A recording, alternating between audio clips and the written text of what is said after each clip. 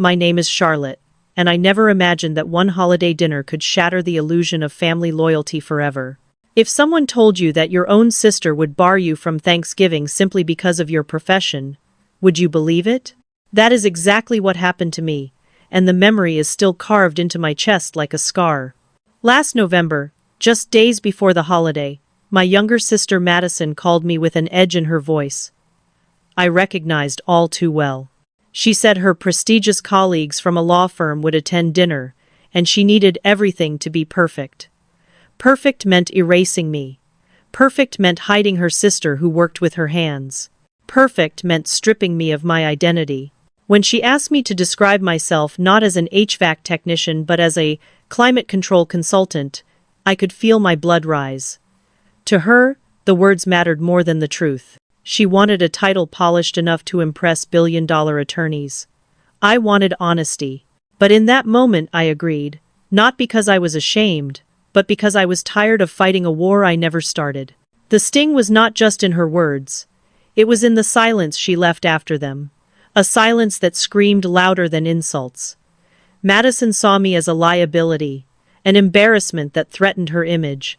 She believed my career defined my worth. She believed that because I fixed ducts and installed heating systems, I did not deserve a seat at her table. I remember staring at the contracts on my desk that evening. 5 new commercial buildings had just signed on with my company. 5 massive projects that would bring in millions over the next quarter. Yet, in her eyes, I was still the girl in grease-stained overalls who chose trade school over law school. I wondered then if she even knew who I was anymore, or if she ever had. The cruelest part was not her demand but the hypocrisy behind it. For 7 years I had been quietly carrying her weight. Every tuition bill, every textbook, every exam fee paid by me. She never asked where the money came from, never questioned the trust fund that appeared after our father's death. She believed it was some forgotten investment. In truth, it was my sacrifice. I had built her future with my own hands, brick by brick, check by check. That is why her phone call broke something inside me. Not because she belittled my career, but because she erased my humanity. It was not the first time. There had been countless dinners where I was pushed to the corner, countless conversations where my work was dismissed as small, unworthy, blue-collar noise. But this was different. This was Thanksgiving, the holiday of family. And she was choosing strangers in suits over blood.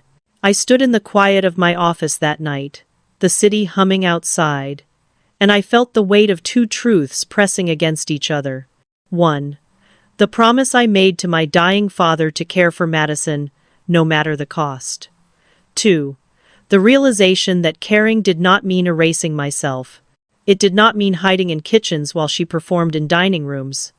It did not mean enduring shame to keep her comfortable. The storm had not yet broken, but I could hear its thunder. The table was set, the flowers arranged, the guests invited, and I was already marked as the shadow to be tucked away. I told myself I would endure one more dinner, one more night of pretending.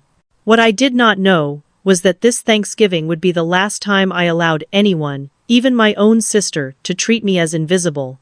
Sometimes the deepest betrayals come not from enemies but from family. Sometimes the people we sacrifice for are the very ones who twist the knife. And sometimes the moment you are pushed out of a room is the moment you realize you were never meant to belong there. This is where my story begins. At the doorway of a Thanksgiving dinner where I was no longer welcome. At the breaking point of love and loyalty. At the place where a sister's ambition turned into cruelty, and where my silence finally ended. My father's last words still echo in my head, even now. I was 25 when he passed, and Madison was only beginning her first year of law school.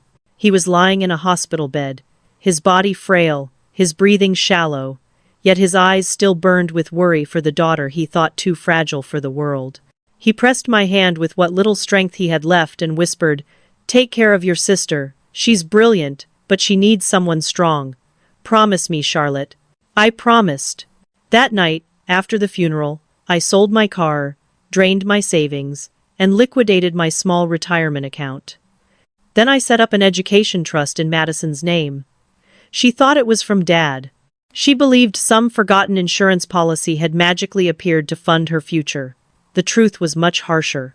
Every month, for 7 long years, I transferred $3,500 from my account. Tuition, books, bar exam fees, even the down payment on her apartment. What Madison never saw was the cost. I worked 18-hour days, crawling through freezing attics and toxic industrial sites. I took on jobs no one else wanted, high-risk contracts that paid extra for danger. I inhaled dust, chemicals, and despair just so her path would stay clear. While she studied in libraries, I balanced on steel beams high above construction sites. While she slept in quiet apartments, I drove home with burned hands and aching bones. And I did it gladly. Because I thought I was keeping my promise. Because I thought sacrifice meant love. The irony is painful. The very sister who dismissed me as too blue-collar built her entire career on the money I bled for. She strutted through courtrooms and fancy dinners because I was willing to crawl through boiler rooms. And yet, to her, I was nothing more than an embarrassment. It hurt. It burned. But I stayed silent. For 7 years I swallowed my pride because I wanted to honor Dad's wish. I told myself Madison would grow, that one day she would look at me with gratitude instead of disdain, that the moment would come when she would finally say, "Thank you, Charlotte. I know what you did for me." That moment never came. Instead, what came was a phone call where she demanded that I disguise my own career to make her look better. What came was a request that I pretend to be something I wasn't, all so she could impress her colleagues. She wanted me to erase myself for her benefit. Again, that night, I thought long and hard about promises. Promises we make to others, and promises we make to ourselves. I had kept one promise, but in doing so, I had broken the other. I had promised to love and care for my sister, but I had also promised myself never to be ashamed of who I was. And for 7 years, I had allowed her to chip away at that second promise. There comes a point where sacrifice stops being love and starts being surrender. I didn't know it then, but that Thanksgiving dinner would be the line I refused to cross. Before we move forward, let me pause and speak directly to you, my listener. If you've ever had to carry someone else's dreams while burying your own, you know the weight I'm describing. And if you believe that no one should be shamed for honest work, then please take a moment to like this video and subscribe. Not because I'm asking as a creator, but because by doing so, you're standing up for people everywhere who work with their hands, their sweat, and their integrity. And I'd love to know, where are you watching from tonight? Share your story in the comments. I read every single one. Back in those days, I convinced myself I could endure anything as long as Madison succeeded. I told myself I was protecting her. But Aunt Carol, my father's sister, saw through me. She was the only one who knew the truth. She had even helped me notarize the trust papers. Sometimes she would ask quietly, "Charlotte, how long are you going to let her walk all over you?" I never answered. Because deep down, I was afraid of the answer. But promises have expiration dates. And as I looked at the navy dress Madison insisted I wear, as I stared at the words, "Climate Control Consultant," I was supposed to say, I felt something shift inside me. I was tired of hiding, tired of swallowing insults, tired of being treated as less than. I knew then what I didn't dare admit before, that this Thanksgiving would not be another silent sacrifice. It would be the beginning of truth. And the beginning of boundaries. I pulled into the parking lot of my office the next morning and stared at the sign that read Turner Climate Solutions. To the world outside my family, I wasn't just a technician. I was the founder and CEO of the largest independent HVAC contractor in the state. 200 employees depended on me for their paychecks. Entire skyscrapers and commercial complexes relied on my company to stay warm in the winter and cool in the summer. But to Madison, none of that mattered. To her, I was still the girl in coveralls who chose trade school over law school. She saw grease stains where others saw blueprints. She saw repair shop where others saw multi-million-dollar contracts. That week alone, my company had secured 5 new commercial projects worth millions. My phone buzzed nonstop, with contractors, architects, and property developers. My schedule was crammed with meetings, yet I could already hear my sister's voice echoing, "Just say you're in climate control consulting, don't embarrass me." The irony was bitter. My work funded her life, yet she demanded that I bury it in shame. I walked through the office, past the drafting tables and conference rooms, and paused at the wall of project photos.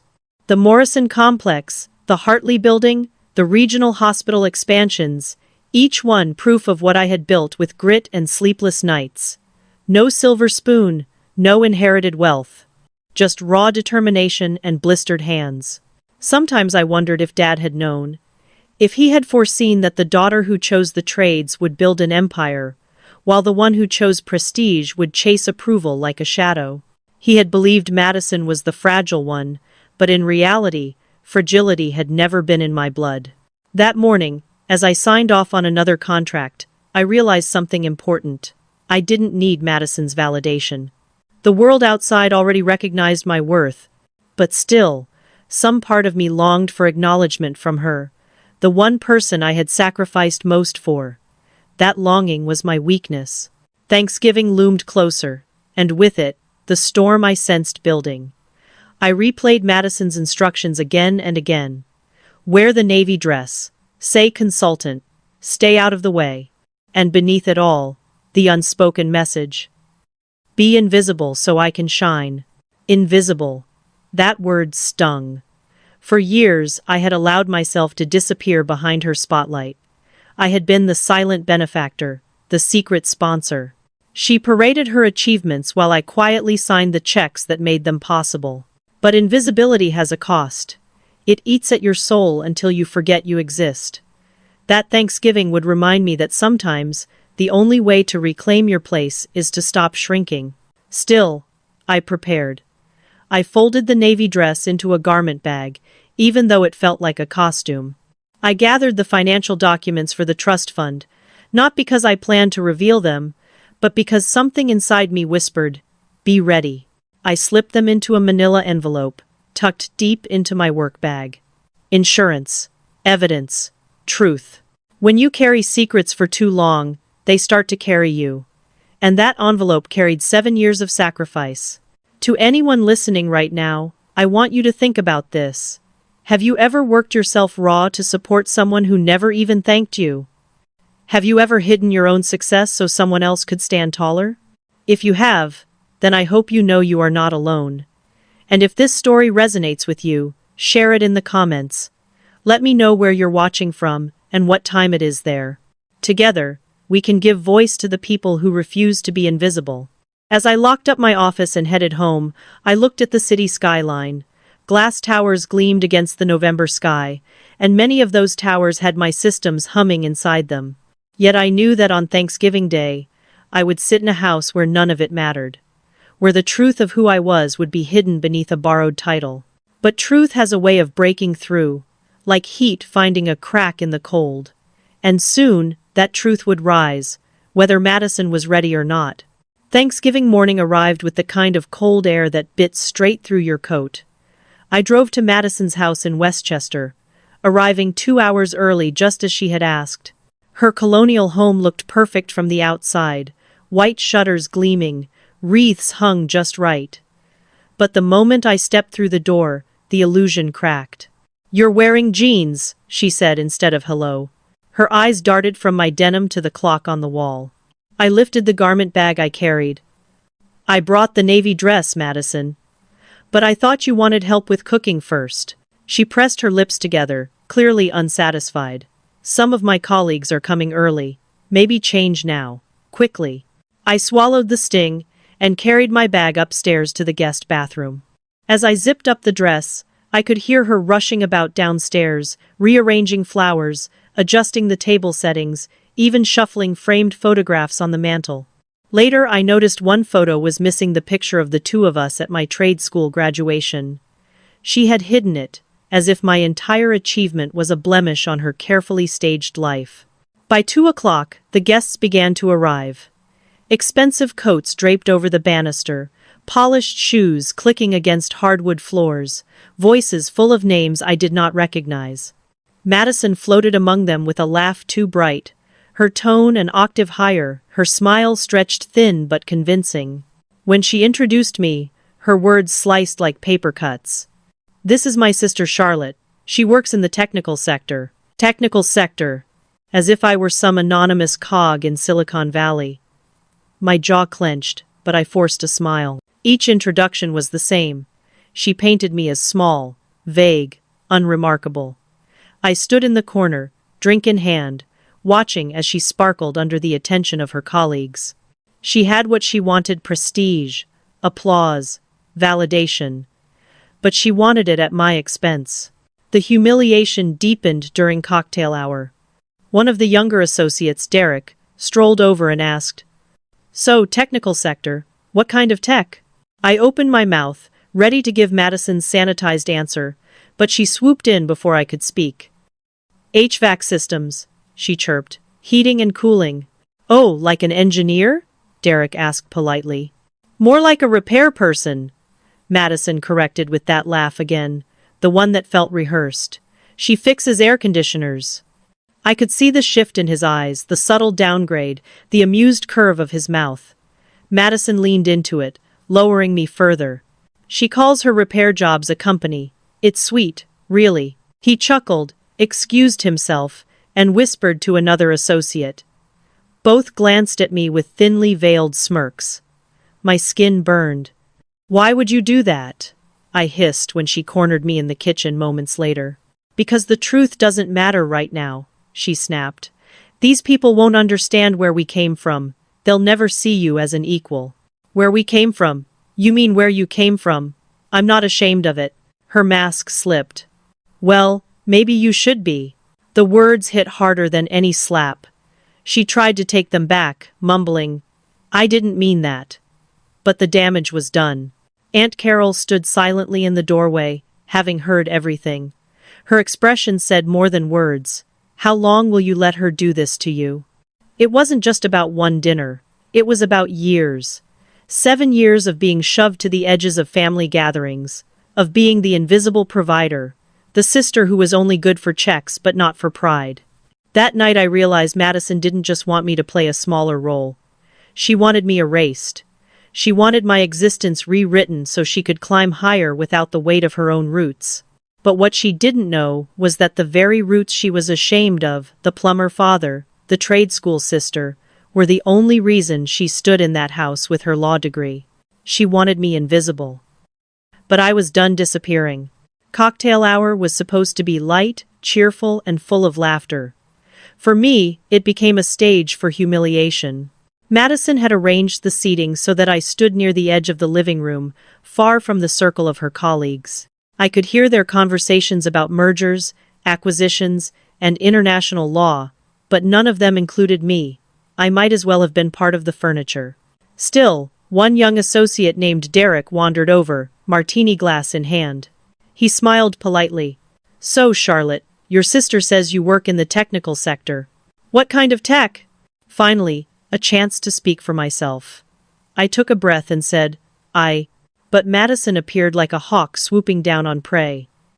"HVAC systems," she announced quickly. "Heating and cooling." Derek tilted his head. "Oh, like an engineer?" Madison laughed, the fake kind that grated against my ears. "More like a repair person. She fixes air conditioners." The words were sharp enough to cut through bone. Derek's polite smile shifted. His eyes gave me that look I had seen too many times before, the subtle judgment reserved for people society calls less than. He nodded awkwardly, excused himself, and whispered something to another associate. I watched them both glance my way, amusement tugging at their lips. Madison stayed behind, her smile finally dropping. "What are you doing?" she hissed. "Telling the truth," I said firmly. "The truth doesn't matter right now," she snapped. "These people will never see you as an equal. You don't fit in their world, Charlotte. You just don't." Her words landed like blows to the chest. But what cut deeper was the relief in her face, as though she believed forcing me into the shadows was the solution. At that moment, Aunt Carol walked past the kitchen doorway. Her eyes caught mine. She had heard. She knew. Inside me, something cracked. For years, I had allowed Madison to shrink me, to strip away my dignity piece by piece. But watching Derek walk away with his smirk, hearing my sister laugh at my expense, I realized this wasn't about one party. This was about years of silence, years of me letting her dictate my worth. I stood in that kitchen and thought about Dad's promise. Take care of your sister. He never said, lose yourself in the process. He never said, let her grind your soul down so she can feel taller. I wanted to scream. I wanted to shake Madison and make her see. But instead, I swallowed my rage and stared her in the eye. I'm not ashamed of what I do, Madison, I said quietly. Well, I am, she whispered back. And that was the truth she could not take back. To everyone listening now, I need to ask you something. Have you ever been mocked for the work you do? Have you ever been told that your career makes you less valuable as a human being? If you have, I want you to share your story in the comments. Because your voice matters. And if this part of my story hits you in the chest the way it still hits me, then take a moment to like this video. It helps others find these stories. People who may need to hear they are not alone. As I stepped back into the living room, the sound of laughter wrapped around me like barbed wire. Madison's colleagues clinked glasses, oblivious to the storm brewing inside me. They didn't see the sacrifices I had made, the nights I had worked until my hands bled, the empire I had built from nothing. All they saw was the version of me Madison wanted them to see: a joke, a shadow, an embarrassment. But I was done hiding. I didn't know it then, but the tide was already turning. The truth was on its way, and no amount of fake laughter could stop it. The room shifted when he walked in. Robert Harrison. Older, distinguished, with the kind of presence that silences a crowd without raising his voice. He carried himself like a man who expected the world to bend slightly to his will. And for Madison, he was more than a guest, he was the crown jewel. She practically glowed as she greeted him. Her voice rose higher, sweeter, almost desperate. Robert, I'm so glad you could come. Let me introduce you to my sister. His sharp eyes landed on me. They didn't just look, they measured. Charlotte Turner, he repeated slowly. Why does that name sound familiar? Madison's laugh cut in too quickly. Oh, Turner is a common name. Charlotte works in, technical services. She's visiting for the holiday. But Robert didn't let go. His eyes lingered. Turner Climate Solutions, he said thoughtfully, like a puzzle piece clicking into place. Madison's face drained of color. That's just a coincidence. My sister does small repair work. Residential, nothing big. The warning look she shot me was ice cold, a command without words. Don't you dare correct me. I bit my tongue, but inside my chest something roared awake. For years I had let her diminish me. For years I had carried her while she pretended I didn't exist. And now, standing across from the very man whose buildings I serviced, she was still trying to erase me.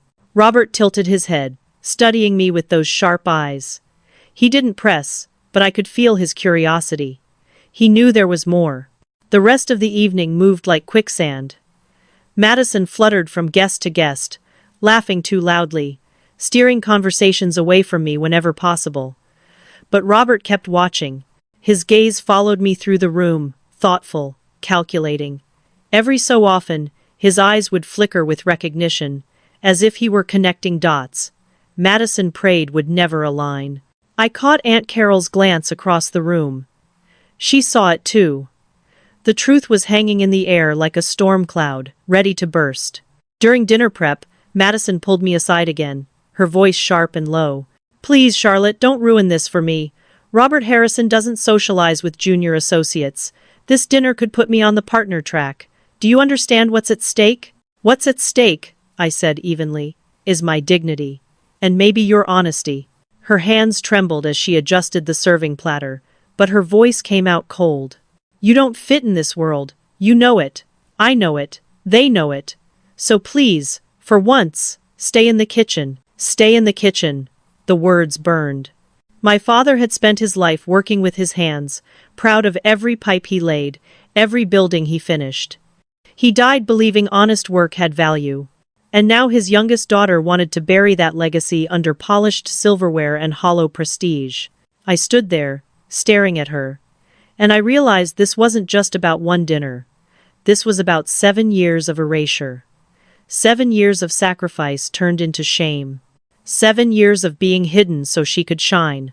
The pressure in the room thickened as guests began to gather around the dining table. I could feel Robert's presence like a weight. He was waiting, watching, ready to pull the truth into the open. And I was ready too. To everyone listening right now, let me ask you, have you ever reached a breaking point where silence felt heavier than the truth?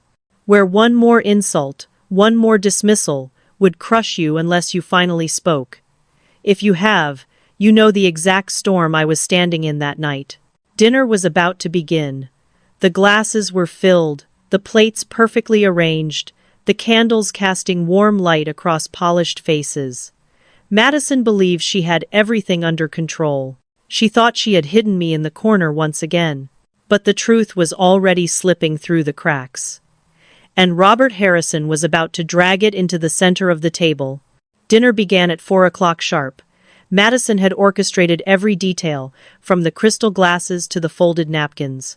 She sat at the center of the table, her throne, while I was pushed down to the far end near the kitchen door. It was clear, I was the help, not the guest. Conversation flowed easily at first.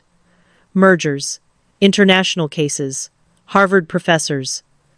I sat quietly, responding only when someone politely asked a question, then retreating into silence. It was a role I knew too well, quiet, invisible, unimportant. But then Robert Harrison set down his wine glass. His deep voice cut through the chatter. "Miss Turner," he said, eyes fixed on me. "I've been trying to place your name all evening. Turner Climate Solutions. That's your company, isn't it?" The room froze. Madison's fork clattered against her plate. "That's impossible," she said quickly. "Charlotte just does small repair jobs, residential, nothing significant." Robert shook his head. Your company bid on the Hartley building project last month. We represent the Hartley Group." His voice was calm, but his words carried weight. Every eye turned toward me. I could feel my pulse pounding in my ears. Finally, I lifted my chin. Yes, that's my company. A hush spread across the table. Derek, the young associate from earlier, looked genuinely confused. "But, I thought you just repaired air conditioners?" "I do repairs," I said evenly. "I also design, install, and maintain complete HVAC systems for commercial properties. We have about 200 employees now." Madison stood so abruptly her chair screeched against the floor. "Stop. Stop embarrassing yourself, Charlotte." The room went silent. Even the grandfather clock seemed to pause. "Embarrassing myself?" I asked, my voice steady. "Yes," she snapped. "Pretending your little repair shop is some big corporation. These people know what real businesses look like." Robert leaned back, eyebrows raised.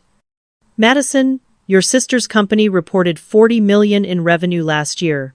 They are the largest independent HVAC contractor in the state." The silence that followed was deafening. Madison's face turned chalk white. She opened her mouth, then closed it again like a fish gasping for air. "Why?" I asked softly, my voice breaking after 7 years of restraint. "Why is it so impossible to believe? Because I work with my hands? Because I didn't go to law school? Because you've decided I'll always be the embarrassing sister who chose the wrong path?" Her lips trembled, but no words came. Everyone knew what she had almost said. Robert cleared his throat. "Perhaps we should—" But Madison wasn't finished. Her embarrassment curdled into rage. Her voice rose, shrill and cold. "You're lying. You're trying to humiliate me in front of my colleagues. Making up stories about some imaginary empire." Robert's voice was calm but firm. "It's not imaginary. We've been trying to secure a meeting with Miss Turner for months. Her company maintains the exclusive HVAC contract for our building." The lawyers began to murmur. One of them discreetly pulled out his phone, likely searching my company's name. Madison's hollow laugh filled the silence. "This is ridiculous," she hissed. "Charlotte, you need to leave, right now." Someone gasped. Derek's wife, maybe. Robert's voice hardened. Madison, that's enough. But Madison couldn't stop. She clung to her collapsing image with desperation. Some people just don't belong in certain settings, she spat. Charlotte doesn't belong here. She never has. Her words landed like knives. For a moment I thought I would crumble. But then something inside me shifted. 7 years of silence burned away, leaving only steel. I stood slowly, pushing back my chair. You're right, Madison. I don't belong here. Not anywhere near someone who's ashamed of where she came from. My hand slipped into my bag, brushing against the envelopes I had packed. Insurance. Truth. My moment wasn't here yet, but it was coming. And when it came, it would end everything she thought she controlled. To those of you watching, let me say this. You think you've heard the worst already, but the truth is, what came next made every gasp around that table feel like silence in comparison. The storm hadn't even started. Stay with me, because you won't believe what unfolded once I set those envelopes on the table. I could feel every pair of eyes on me as I rose from my chair. The weight of silence was heavier than any insult Madison had thrown my way. For years, I had buried myself under that silence, carrying her future on my back while she erased mine. But tonight, the silence belonged to me. Sit down, Charlotte, Madison hissed. Her voice was sharp, brittle, on the edge of breaking. You're making a fool of yourself. No, I said quietly. I've been silent long enough. Aunt Carol's voice carried softly from across the table. Maybe it's time, Madison. Maybe it's time Charlotte finally speaks. Madison's eyes flashed with panic. She was losing control, and control was the only thing that had ever mattered to her. I reached into my bag and pulled out a thick manila envelope. The Turner Climate Solutions logo was stamped across the front in bold letters. I placed it gently in the center of the table. Papers shifted inside, contracts and financial records, each one a brick in the foundation she never knew existed. Madison laughed, but it came out hollow. What is this? An invoice? Are you going to bill me for Thanksgiving dinner? I didn't answer. Robert Harrison leaned forward, studying the envelope, his sharp eyes narrowing as though he already knew what it contained. Madison shook her head and waved it off. This is pathetic. Stop playing games, Charlotte. It's not a game, I said steadily. It's the truth. And it's time everyone here sees it. No one. Her hands trembled as she clutched her wineglass. You don't get to embarrass me in my own home. You don't belong here. And, I leaned closer. You're right about one thing. I don't belong anywhere near someone who treats her own blood like a liability. But before I go, Madison, you and everyone else deserve to know the truth about how you got here. Her mask slipped completely then, fury blazing in her eyes. Stop it. I won't let you ruin me. You already did that yourself, Aunt Carol said firmly. All Charlotte has ever done is keep her promise. Madison spun on her. What promise? The room seemed to tighten. I pulled out a second envelope, this one smaller, cream-colored, embossed with the words, Whitman Family Trust Educational Fund. I set it beside the first. Dad left you something after all, I said softly. Madison's hands twitched toward the envelope, curiosity warring with fear. Dad didn't have anything to leave. Not money, I replied, but wishes, instructions. And he made me executor of something very specific. Robert Harrison leaned forward, recognizing the legal seal instantly. That's a trust document. Madison's face went pale. This isn't real. Oh, it's real, Aunt Carol said, her voice steady. I notarized it myself. I gestured to the envelope.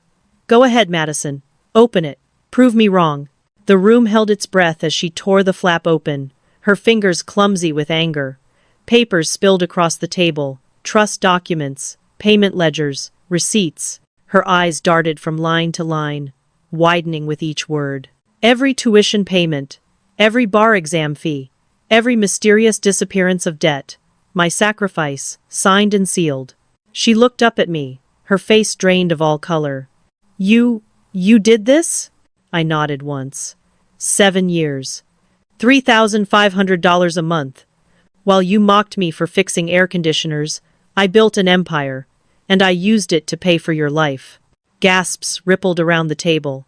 Robert picked up one of the documents, scanning it with professional precision. "This is ironclad," he murmured. Madison's hands shook so violently the papers slipped through her fingers. "Number, you're lying. You're trying to destroy me." "I'm not destroying you," I said. "I'm done saving you." To everyone listening right now, I want you to sit with this moment. Imagine sacrificing everything for someone, only to have them erase you, belittle you, and hide you away. What would you do? Would you keep carrying them? Or would you finally put the weight down? Tell me in the comments, because I know many of you have been there too. I gathered my bag, my coat draped over my arm. 7 years is enough, Madison. You wanted me invisible. After tonight, as far as you're concerned, I am. And with that, I turned for the door. But the night was far from over. Because what waited beyond that doorway would shatter her world more than any revelation at the table. I reached the threshold of the dining room, coat draped over my arm, when Madison's voice cracked behind me. "You can't just walk away," she shouted, desperation seeping through her anger. "You can't humiliate me like this and leave." Slowly, I turned back. The guests sat frozen, forks hovering mid-air, eyes darting between us like spectators at a trial. Robert Harrison still held one of the trust documents in his hand, his brow furrowed with interest. "I didn't humiliate you, Madison," I said. "You did that yourself. I simply showed the truth." Her face flushed crimson. She grabbed the manila envelope I had left on the table and tore it open. Papers scattered across the polished wood contracts, financial statements, revenue reports. Her colleagues snatched them up, murmuring as they read. One of the associates gasped softly. "This is a $5 million annual contract with Harrison and Associates." Robert's head snapped toward Madison. His voice was low, sharp. "Did you know your sister's company maintains every climate system in our building?" Madison stammered. That can't be true." "It is," Robert said flatly. "And you should have recognized it. These are your firm's own contracts." The room shifted. Murmurs grew into whispers, then into stunned silence. Madison's carefully polished image crumbled in real time, and everyone was there to witness it. "You see, Madison," I said, my voice steady. "The very clients you tried to impress tonight are the same ones who rely on me. Not you, me." Her mouth opened, then closed again. For the first time she looked small, smaller than I had ever seen her. "You're lying," she whispered, but no one believed her. Robert placed the contract back on the table. His eyes locked on mine. "Miss Turner, I need to speak with you about extending our service agreements. Your company has an excellent reputation." Madison's colleagues turned their attention to me, curiosity replacing contempt. The shift was palpable, a tide rolling in. Madison's voice rose in panic. "You can't do this, Charlotte. You can't just take everything from me." "I'm not taking anything," I said. "I'm reclaiming what was always mine, the dignity you tried to bury." I glanced around the table, meeting the eyes of her colleagues. "Remember this moment. When someone shows you who they are, believe them." Aunt Carol stood, her voice cutting through the tension. "Charlotte, dear, it's time to go. You've said what needed saying." But I wasn't done. I reached into my bag and pulled out one last envelope, smaller than the others, cream-colored, embossed with my father's name. I set it gently beside Madison's trembling hands. "This," I said, "is Dad's final gift to you. His words, his wishes. Read them, and maybe you'll understand the weight of what you've thrown away." Madison stared at it, her face twisted between fear and defiance. She didn't touch it. Not yet. The room buzzed with shock, whispers filling the silence Madison could no longer control. I slipped on my coat and turned to leave. But before I walked out, I looked back at her one last time. 7 years, Madison. 7 years I carried you. Tonight, I set that weight down. And with that, I stepped into the foyer, the cold November air spilling in through the open door. To you, listening now, let me ask, what would you have done in my shoes? Would you have stayed silent for the sake of family, or would you have let the truth burn through the lies? Drop your answer in the comments. I want to hear your stories. Because maybe, Just maybe, your truth will give someone else the courage to speak. As I closed the door behind me, I could still hear Madison's voice cracking into the chaos of that dining room, but the sound no longer weighed me down. For the first time in years, I felt free. The November night air slapped me awake as I stepped outside. I pulled my coat tighter, my pulse still pounding from the storm I had just unleashed. For a moment, I thought I could leave it all behind, walk into the quiet, drive home, and finally be done. But the universe had other plans. "Miss Turner, wait." I turned to see Robert Harrison striding across the porch, his breath fogged in the cold air, his expression unreadable. Behind him, I could still hear the chaos inside, raised voices, chairs scraping, Madison's desperate cries tangled with murmurs of disbelief. Robert stopped in front of me. "Is it true? All of it? Turner Climate Solutions belongs to you?" "Yes," I said simply. "For 8 years now, we service over 60 commercial properties across the state." He studied me, his sharp eyes narrowing, not in suspicion but in awe. "The Hartley Building, the Morrison Complex, our offices." He let out a low whistle. "We've been trying to expand your contracts for months." I tilted my head. "And yet my sister spent the evening pretending I was an embarrassment." "Madison is young," he said carefully, "and foolish. But the rest of us know what integrity looks like.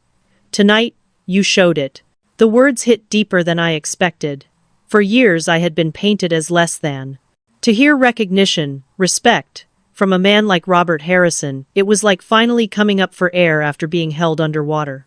But the moment didn't last. The door opened again, and Madison appeared. Her mascara streaked down her cheeks, her hair falling from its perfect style. She looked at me with desperation I hadn't seen since we were children. "Charlotte, please," she begged. "Don't do this. You can't cut me off. You're all I have." I turned slowly. "No, Madison. I was all you had, and you threw me away for strangers' approval." She stumbled closer, her voice cracking. "I didn't mean it. I was just under pressure. You don't understand." "The pressure of having your law school paid for?" I interrupted. "The pressure of never once worrying about student loans? That pressure?" The guests had followed her into the foyer now, clustering near the door, their polished shoes squeaking on the hardwood. They were silent, watching our family unravel in real time. Madison's voice broke. "Everyone makes mistakes." "This wasn't a mistake," I said, my words sharp as glass. "This was 7 years of shame, 7 years of pretending I didn't exist." She reached for me, but I stepped back. "Please, Charlotte," she whispered. "You're my sister. Without you, I'll lose everything." I took a deep breath, the kind you take before making a choice you can't undo. "Maybe losing everything is the only way you'll finally learn to value something." The room was silent. Even Robert seemed to hold his breath. Then Aunt Carol's voice rang out, steady as iron. "Your father would be proud of Charlotte tonight, and he would be ashamed of you, Madison." Madison's knees seemed to buckle under the weight of those words. She collapsed into a chair, sobbing, her carefully curated world crumbling around her. I turned to Robert, who stood watching with solemn eyes. "You'll receive the official contract termination notice on Monday," I said. 30 days to find a new HVAC provider." His jaw tightened. "Miss Turner, please. For the sake of the firm," but I shook my head. "This isn't about your firm. It's about boundaries. And for the first time in years, I'm keeping mine." With that, I stepped into the cold night, the door closing firmly behind me. And though my heart ached, a strange peace settled in. The weight I had carried for so long was finally gone. To everyone listening, remember this: silence protects no one. Would you have walked away too, even if it meant watching your own family collapse? Or would you have stayed, swallowing the shame just to keep the peace? Tell me in the comments. I want to know how you would have handled it. The slam of the door behind me should have been the end, but instead, it was only the beginning. I stood in the crisp November air, the night alive with the echoes of raised voices inside. I should have walked straight to my car and never looked back. But then I heard the foyer explode into chaos. Robert's deep baritone cut through the noise, trying to restore order. Madison's shrill voice rose in protest. words tumbling out like shattered glass. "She can't do this! There has to be a law!" I hesitated with my hand on the handle of my Tesla, my breath fogging in the cold air. Then the front door burst open again. Robert stepped out, his expression composed but taut. "Charlotte," he said, his voice lower now, almost urgent. "Please wait." I turned, every muscle tense. "What is there left to say?" He glanced back toward the house. "Your sister is unraveling in there, but I need to understand something. Turner Climate Solutions, your company really maintains over 60 commercial properties?" "Yes," I answered simply. "For 8 years. Hospitals, office complexes, high-rise apartments, even your firm's building." His eyes widened slightly, though he kept his composure. "Incredible. And all this time Madison made us believe." He trailed off, his jaw tightening. "That I was just a repair girl?" I finished for him. "Yes. That's what she's always wanted you to believe." Robert exhaled slowly, then nodded. "For what it's worth, her behavior tonight it will not go unnoticed at the firm. We value character, Miss Turner. And your sister showed us hers." Before I could respond, Madison appeared in the doorway again. Her face was streaked with tears, her voice hoarse. "Charlotte, please, don't do this. I didn't mean it. I was just desperate." I faced her squarely. "Desperate enough to erase me? To pretend I don't exist?" "You don't understand the pressure," she sobbed.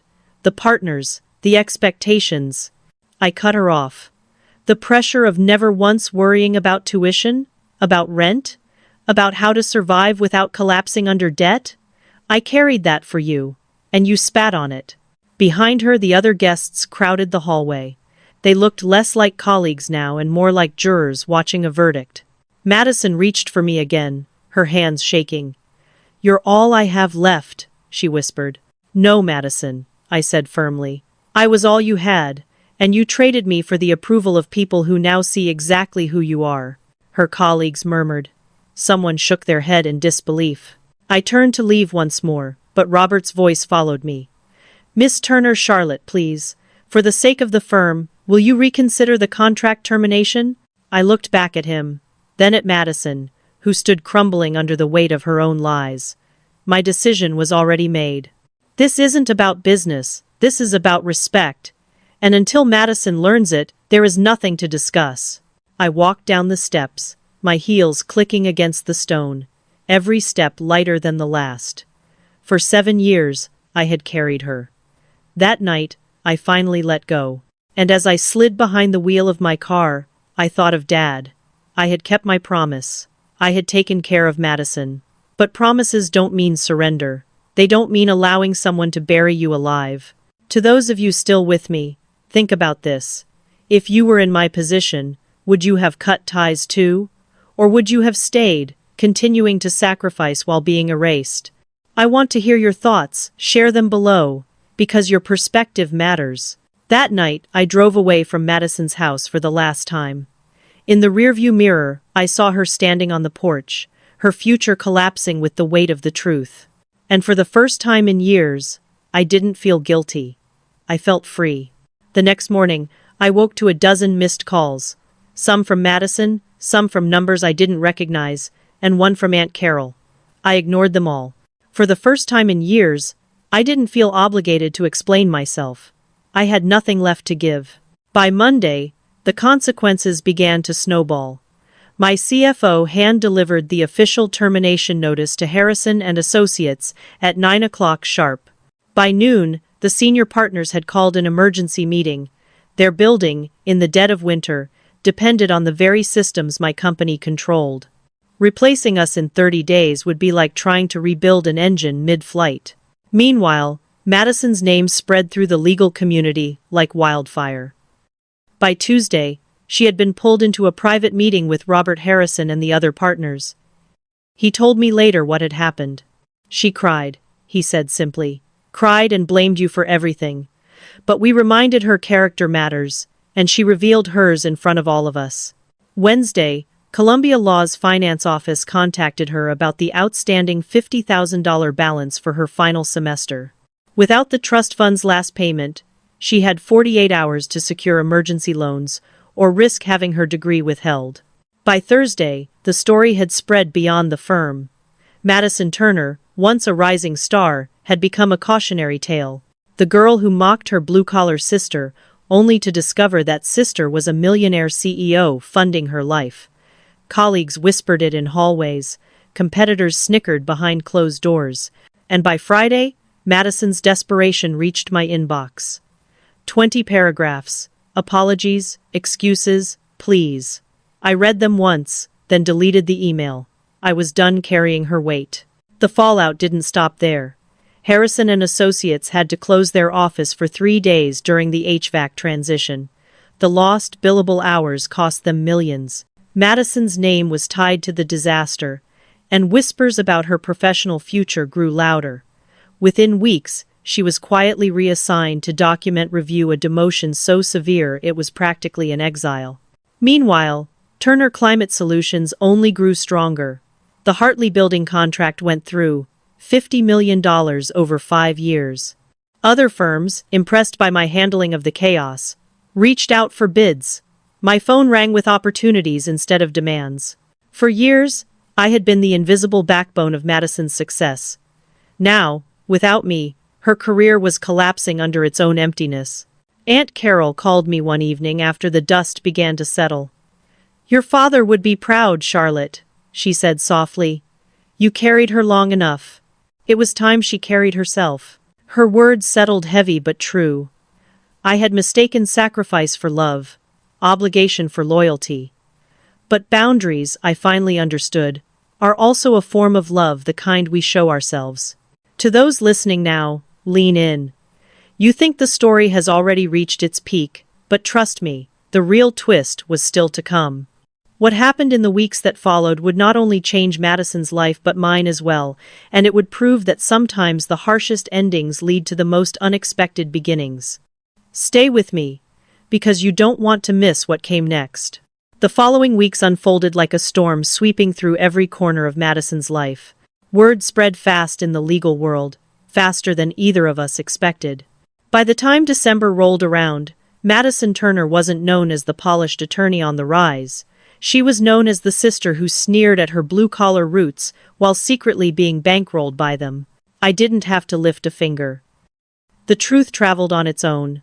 At Christmas, Aunt Carol hosted her annual family gathering.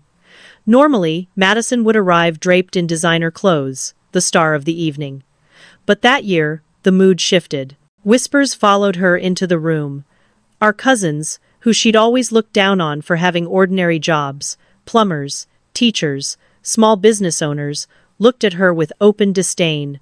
Cousin Tony, who ran a plumbing business like our father once did, said it loud enough for everyone to hear. "Money doesn't make class. Madison Turner is proof of that."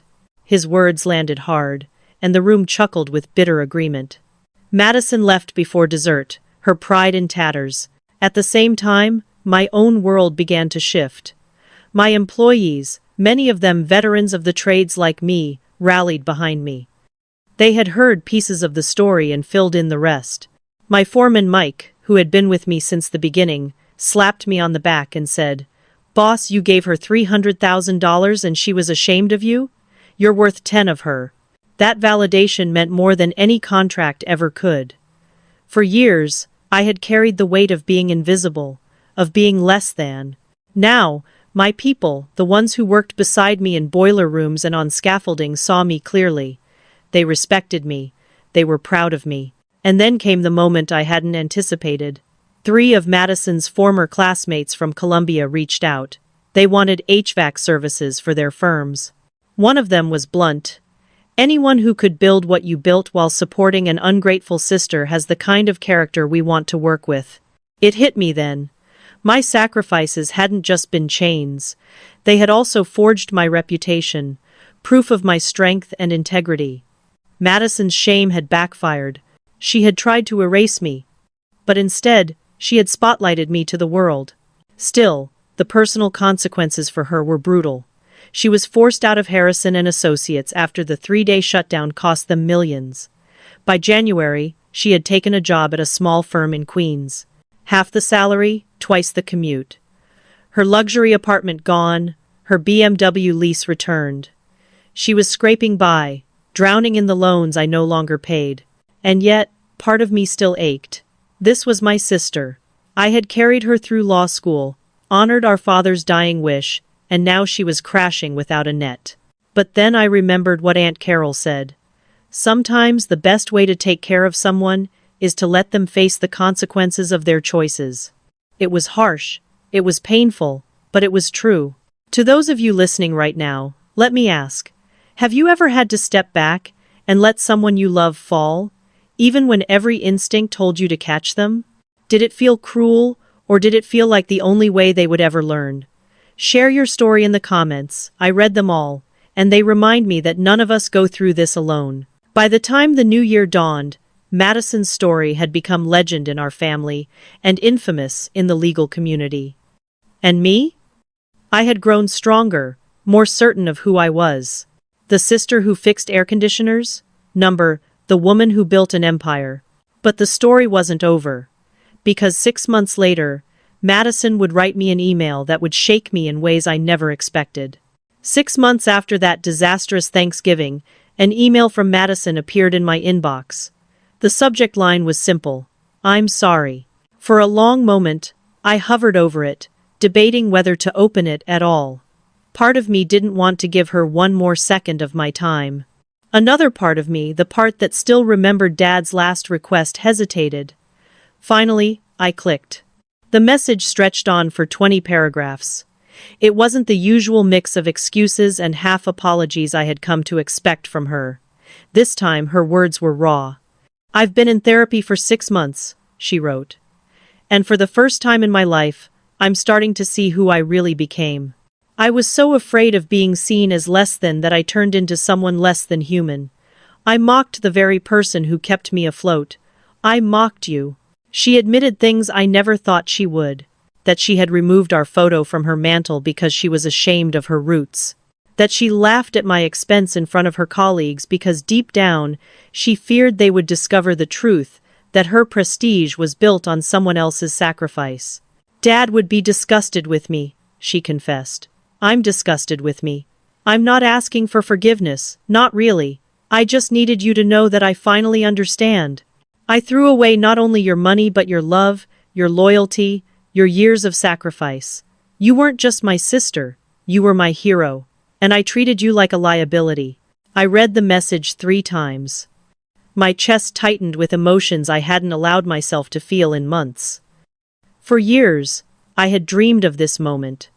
The day Madison would finally recognize what I had done for her. And yet, instead of relief, I felt only weariness. She ended with a plea, but not for money. "I'm working 2 jobs now to pay my loans. And honestly, it's what I deserve. I need to know what it feels like to stand on my own 2 feet, the way you always did. I don't expect a response. But if one day you're willing to see me, I'll be here. Changed. Trying." For a long while, I stared at the blinking cursor in the reply box. My fingers hovered over the keys. Should I answer? Should I let silence speak for me? Finally, I began to type. "Madison, I appreciate your apology. I can see you've put effort into reflecting on your choices, and I'm glad therapy is helping. If you're serious about change, prove it not to me, but to yourself. Work those 2 jobs, pay your loans, learn the dignity of earning instead of taking. Maybe one day, when you've truly learned to value where you came from instead of running from it, we can have coffee. But that day is not today." I hit send. And then I sat back staring at the screen, realizing the truth. Forgiveness might come someday, but respect had to be earned. To everyone listening, I want to pause here and tell you something important. Sometimes we wait years for an apology, and when it finally comes, it doesn't heal us the way we imagined. Have you ever experienced that? That hollow feeling after hearing, "I'm sorry"?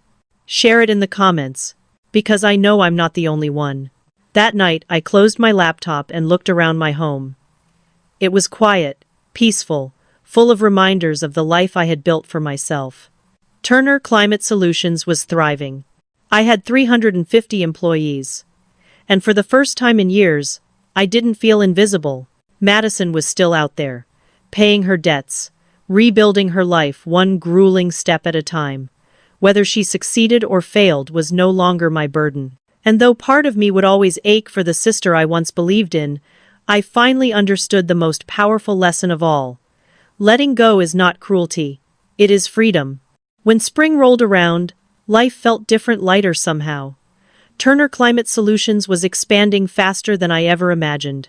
We had just landed 3 major hospital contracts, thanks in part to Robert Harrison's glowing recommendation.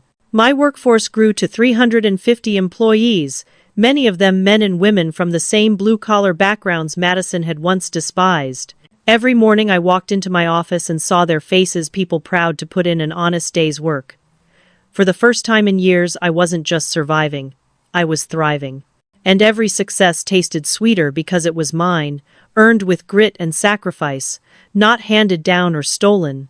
Madison's life, meanwhile, had spiraled in the opposite direction. The whispers reached me through the grapevine. She was still at that small firm in Queens, scraping by on a salary that barely covered her student loans. Her luxury apartment was gone. Her BMW returned. She was living in a cramped studio where the heating rattled in the winter and the AC wheezed in the summer. Ironically, the building didn't even use my company for service.